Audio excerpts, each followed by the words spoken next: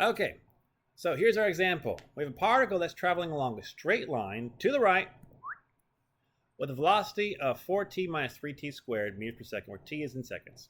Also, s is equal to 0 when t equals 0. Nice, we have our s naught. It asks us what is the position and acceleration of the particle when t is equal to 4 seconds. You gotta be very careful with these problems because you might think it's going to go to the right forever. It might not. It might very well come back.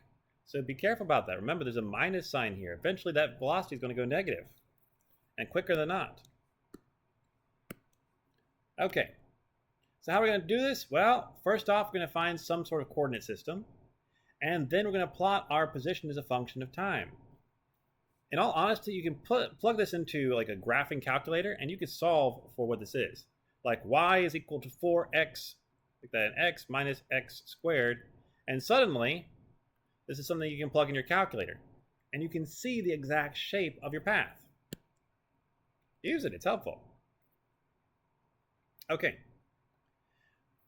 So if we want to find our acceleration, which is what we want to do, we're going to take a derivative of this guy, dv dt. If we want to get our position, we're going to take an integral. So we're going to have to do both in this problem.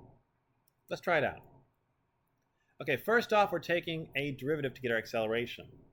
So 4t minus 3t squared, not the world's worst derivative to take.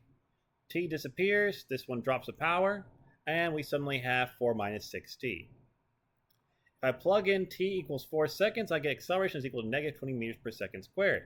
So it's pointing in that direction. It's trying to make the velocity go more to the left, since I said that right was positive. If I want to find the distance it's traveled in 4 seconds, I've got to integrate.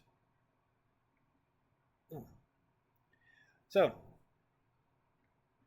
as a note, it did not ask me for the total distances traveled.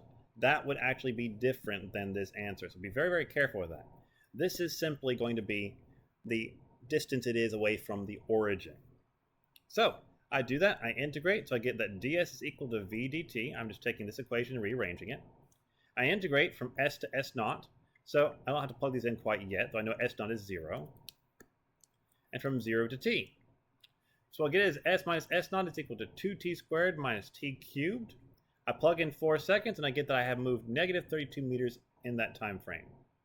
So I went like this, and then I went this way, negative 32 meters. So that's the distance I have right here.